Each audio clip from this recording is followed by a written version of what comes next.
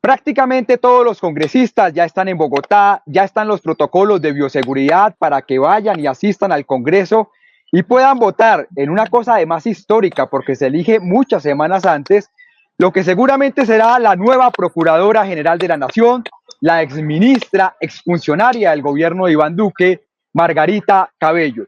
Para un sector de la sociedad, esto es un tema muy delicado en el equilibrio de poderes y para la democracia colombiana.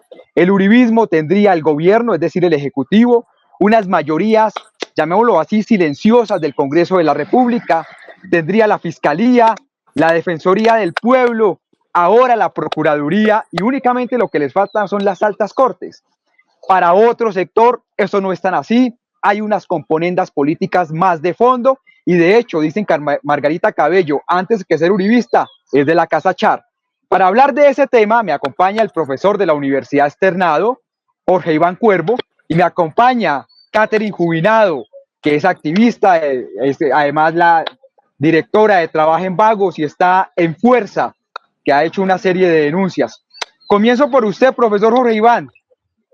¿Hay riesgo o no hay riesgo para la democracia? ¿Es exagerado o no es exagerado hablar de este poder que está logrando el uribismo? Porque hay que decir, siempre es así, pero antes los presidentes se preocupaban por aparentar cierta independencia, ahora pareciera que ya no.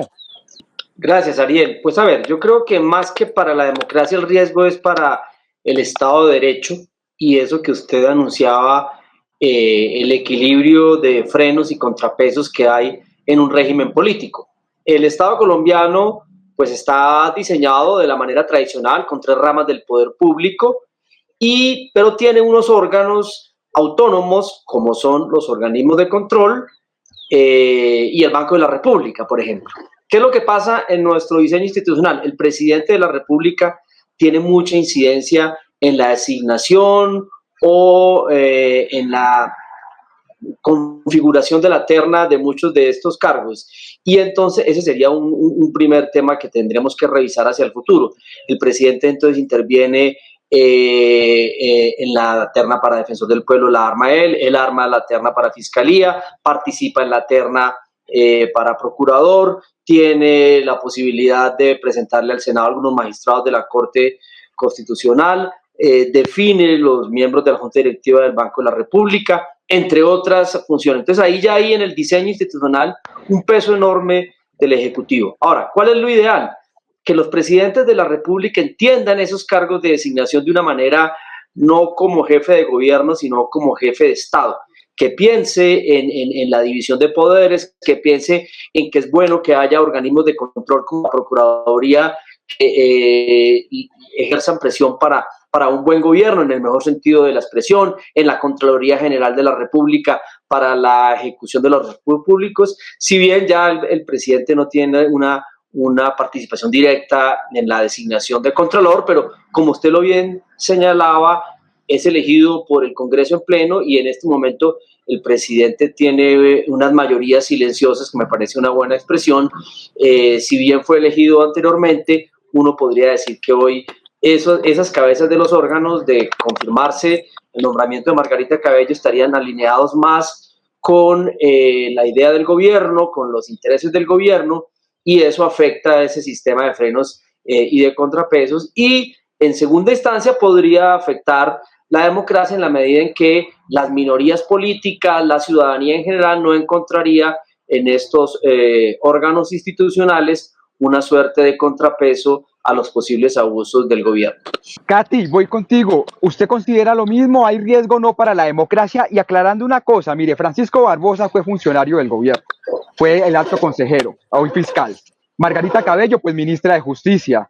El señor Carlos Camargo, además de los muchos cuestionamientos, pues llegó allá a la Dirección Nacional de Departamentos. Tal vez el único que no ha sido funcionario directo es el Contralor, pero ya está en la coalición de gobierno. ¿Cuál es su análisis? ¿Y el registrador dónde me lo dejas? Que no es un ente de control propiamente, pero hace parte de esa captura. Pues yo, al igual que el profesor Cuervo, pienso que, por supuesto, la democracia y el Estado de Derecho está en amenaza. Yo creo que el problema institucional que también señala el profesor es la raíz del problema. Yo realmente creo que somos un poco cándidos e ingenuos en el momento en que diseñamos unos entes de control cuyas cabezas las eligen los congresistas, cuyos entes tienen que luego investigar a los congresistas, creyendo que es que aquí vamos a tener unos estadistas elevados que van a comprender este tipo de cosas, cuando todos sabemos que en la práctica, no solamente en Colombia, en todos lados, pues el poder siempre tiene pretensión de abarcar cada vez más. Entonces, ¿cómo así que el procurador lo eligen los congresistas? Es absolutamente natural lo que estamos viendo y no es la primera vez que vemos este intento de captura del Estado. Esto se repite gobierno tras gobierno. El presidente, es más, le voy a decir, Ariel, yo he hablado con algunos congresistas y he hablado con algunos funcionarios del Ejecutivo y todos ellos tienen absolutamente naturalizado y normal que el presidente busque procurador. Es decir, dentro de la lógica del poder, lo deseable y lo que hay que buscar es tener un procurador. Entonces, nuestra dirigencia política no va a entender o el poder no va a permitir que entiendan que tienen que mantener una distancia. Entonces, por supuesto que el Estado de Derecho está en riesgo y probablemente asistimos a una captura inédita. O sea, si bien esto se da desde antes, yo sí creo que lo que está haciendo este gobierno ya es absolutamente desvergonzado.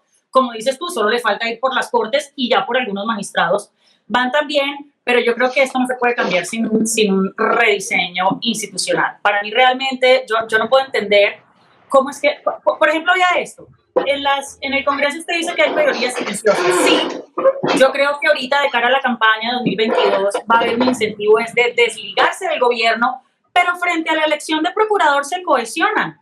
¿Por qué? Pues porque a ellos los investiga el procurador. Entonces, por supuesto que siempre va a haber una manguala. A nosotros no nos debería sorprender eso. Lo que nos debería preocupar es por qué eso se diseña así para empezar y cabría la reflexión, creo yo, de que estas son reglas de juego que más adelante hay que ver cómo modificar, porque si no, esto nunca va a cambiar. O sea, quienes son investigados no pueden elegir a quienes investigan y a quienes los controlan. Eso aquí y en cualquier lugar pasa lo mismo.